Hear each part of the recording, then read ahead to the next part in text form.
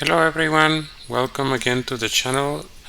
Today I want to share with you some different pieces of information about Ukraine, and because there are several of them, I want to group them in this topic. So all these articles are related to things that are happening specifically in Ukraine or affecting Ukraine in a singular way. So the first one is from TASS and says Ukraine is going to receive the first batch of German self-propelled Howitzers. So what was interesting for me here is that they are mentioning here this is Panzer Howitzer 2000 self-propelled howitzers, and they say Kiev now has Panzer Howitzer 2000 howitzers, and apparently they already have a trained crew or trained crews for this. They didn't say how many are in this batch, so we can only speculate how many. But they say Resnikov added that it was the sixth type of 155mm artillery system that had been provided to Ukraine, capable of firing up to 10 shells in a minute. The howitzers can fire standard projectiles for 30 to 35 kilometers and rocket shells for a maximum distance of 50 to 60 kilometers. So let's take a look at this. This is coming from the manufacturer. So this is how the howitzer looks. And they show different options about it. They specify how long it can work. They say that it has the ability to have 60 projectiles inside already prepared, and it has a lot of different specifics. It can travel up to 420 kilometers. The speed limit is 660 kilometers per hour, and gives a lot of specifications. You can even see a video here of the system. Here they have different photos of the system, so you can take a look at how it looks here. And what I wanted to bring your attention here is to something that I mentioned already before. This is the fact of logistics and training. So for an army to be effective, it needs trained soldiers. And the fact that all the Western countries that are supplying weapons to Ukraine are sending different kinds of weapons makes it a logistical nightmare for the Ukrainian army. So this doesn't make it easier for them, it actually makes it more complicated. Instead of just sending a single type of howitzer, a single type of ammunition, they're sending different types. So yes, they just mentioned here this is the sixth different type of 155mm artillery system. So that means that they need to train people for 6 different systems, and that makes everything more complicated. They will need also people trained to be able to repair them, or if they don't have the proper parts and mechanics, engineers, whatever, for all these systems, they need to be sent away, maybe towed away to a different country to be repaired. So this again makes logistics more complex, and logistics is what makes the ability of an army to continue fighting. If the logistics are too long, it won't be effective. Before they are able to repair a piece of artillery, it will be already too far away, and it will take a long time to bring it back. and if people are not trained in this specific type of artillery system, they won't be able to use another one. It makes everything more complicated. And then there's the part of the ammunition. Even though these have 155 millimeters, it has already been mentioned in the news that there is a scarcity of ammunition for Ukraine, and apparently all the Western countries that are supplying all these systems, they are not supplying enough ammunition. So it doesn't matter how many systems they send. If there is not enough ammunition, they won't be effective in the battleground. Apart from this is the fact that they're sending very small numbers of these systems. As I already mentioned in previous videos, already something like a thousand pieces of artillery have been destroyed by Russia during the course of the conflict, and they're sending very small numbers of these systems, something like 3, 2, 5, in very small batches, so they won't make any significant impact.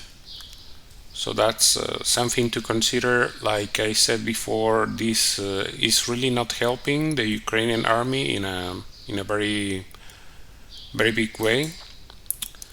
And then there is this recent news that says Biden authorizes new 450 million weapons package for Ukraine, and it will include rocket systems, patrol boats, tactical vehicles, grenade launchers, machine guns, and ammunition. So as far as rocket launchers, they're going to send more HIMARS, and they are saying here how many they're sending. They're sending 4 HIMARS. Like I mentioned again before, Ukraine had similar systems, maybe not as advanced as the HIMARS, but it doesn't matter because every HIMARS, like I mentioned in a previous video, takes months to train. So that makes, again, logistics more complex, and 4 HIMARS are not going to make a significant difference. These kind of systems are supposed to be organized in battalions, in batteries, and 4 HIMARS is not even in half a battery, so it's very small. It doesn't become effective because it has very small impact. With 4 HIMARS it won't be a big impact. Second one is the ammunitions that HIMARS need. They don't mention how many ammunition are sending for the HIMARS, but if you have seen a HIMARS system operating, it is a high rate of ammunition that they need, so they need thousands of ammunition to be effective, and I don't see anywhere that they're sending big amounts of these. Just pay attention to the amount of ammunition they're sending for 105 millimeters, which is another system. A smaller, more compact, they're sending 36,000 rounds. And they are sending a few other things like tactical vehicles to tow 155 millimeter artillery, which apparently they didn't send before. So even these vehicles are small numbers. 18 vehicles is a very small numbers. Is not enough for even a battalion of HIMARS, which they don't even have a battalion. Like I said, they sent, I think the previous package they sent something like three HIMARS, and now they're sending 4. So it's not even a battalion, not even a battery. It's very small amount. And they're sending some spare parts and equipment, but like I said, the spare parts are not so important. They also need trained engineers, and if you think training an operator takes a long time, think about how long it will take to train an engineer to be able to repair these systems. It's just years probably to train an engineer to be able to make repairs on these systems. Is just too long, really, and it's going to add to the logistical issues for the Ukrainian army. But like I said before, they are even sending very small number of rounds. 36,000 rounds of 105 millimeter is too little. Let's say apparently they are sending this kind of howitzers. This is the L118 howitzer, which is the one that uses the 105 millimeters. So this is a photo of such a system, and there is some speculation that they are mentioning some things about the training, that they are going to teach Ukrainian artillerymen how to work, but apparently they're sending 18 units. That's what this website says. The armed forces may expect 18 units of L118. So that means 2,000 units per barrel. That's what they say here. They mention some specifics about this particular piece of artillery, like the weight, like the 105 millimeter guns, like the M777 weighs between 7 and 4.2 tons. They say what is the range, something like 17.5 or even 20 kilometers, so it's a shorter range. And here they mention the rate of fire.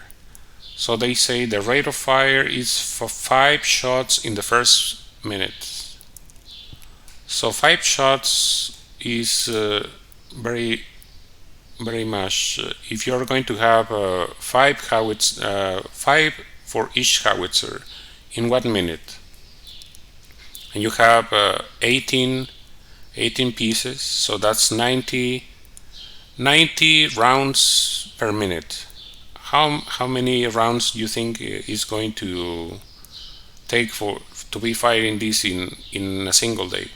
A lot of these, you know. If you just multiply this times 60, so that's already something like 5,000 in an hour. So this is not even going to last for a single day. Just make your own calculations for this, but this is not going to last too long. Really, not even a single day of ammunition they're sending, and people don't realize this, that artillery is ammunition intensive operation, so they're just not going to send enough. There is not enough to operate this equipment, so they just see these big numbers and they think, oh, that's a lot. It's not a lot. It's actually a very small number.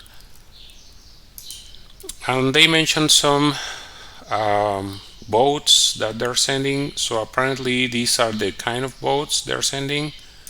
This is a boat that is used by the Navy, and there are some photos here of the kind of boats they're sending, because apparently they're sending different kinds of boats. They don't specify exactly which one. It's speculated that this is the one, and the main thing is that currently, apparently, Ukrainian army is using civilian boats, and these kind of boats are actually expected to be used in rivers. So the expectation is that they are going to use these in the rivers near Kiev, and this is the intention of this. I don't know how are they going to deliver them. Probably on airplanes. I don't think they're going to just navigate with these kind of boats, but they are kind of bulky, so I cannot imagine the logistics for delivering these kind of boats to Ukraine. I really can't imagine it, how it will be accomplished. And I also saw this article that was kind of interesting. It says some charities are donating drone jamming technology to Ukraine, and they are mentioning something from a company. Apparently it's a Ukrainian company that is called Virtus Technology. and they are saying that this company has produced apparently 80 rifles, and they can jam aerial drones, and they show here how is this working.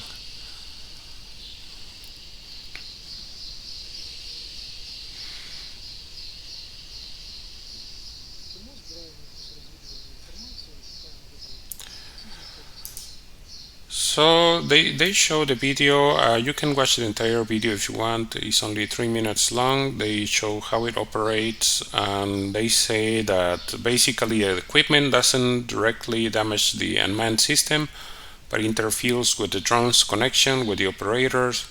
Once jammed, the drone falls to the ground, allowing Ukrainian soldiers to confiscate it and read the data it has collected. According to the company, the drone is capable of suppressing the control and navigation channels, has a total output power of 50 watts, and can hit low flying objects up to 1 kilometer away. The device weighs 6 kilograms and has a maximum operating time of 40 minutes before the battery runs out. So I thought this was interesting kind of technology. However, I think it is not going to be very effective. 40 times of maximum operating time, I think is very little, especially the conditions in which this will be operated will be probably, if it is going to be used in the front lines, people in the front lines don't have opportunity to have a reliable power source to recharge them. That's my expectation. So it will be very limited use, and apart from that, I think it requires the operator be able to spot the drone. So it is going to be hard to do. I am not saying that it's completely useless. It's probably good technology if it is able to target up to 1 kilometer is probably good, but I think it has very limited use. First of all, they need to have someone probably just dedicated to trying to find drones and try to use it. Probably if they are deploying several drones, I don't know if one person will be enough. Apparently, company only produced about 80. So again, numbers are of the essence. If the Ukrainian army were to be using this effectively, it will need larger numbers of these. I think in the video they mentioned that each unit costs something like $10,000. So it's expensive piece of equipment with very limited use. I thought it was interesting just to mention it. I don't know how effective it will be in the battleground. It's the first time I see it. And then is this article which says Ukraine will need at least 10 years to demine its territory. I think they are being very optimistic about this. He's saying Ukraine will need at least a decade to clear all the mines and explosives from its land and territorial waters once its war with Russia is over. And that is they're mentioning some statistics about this. The first priority is to demine infrastructure, residential areas and roads, but it will take longer to clear woods, rivers and the coastline. And this is a very sad situation, to be honest, but it's something that it needs to be done at one point after the conflict ends, whenever this happens. But certainly this will take really long time. There has been even some news coming from Germany and from all over Europe, but especially from Germany. I remember even one just recently that they found a bomb that was dropped on German soil, and they don't know who dropped this bomb. Maybe it was dropped by the allies, on Germany. and that is almost 75 years later. So 75 years later, they are still finding bombs in Germany. And people continue to die from these. Only recently, I think a family died in Mariupol after they accidentally touched a mine in the port.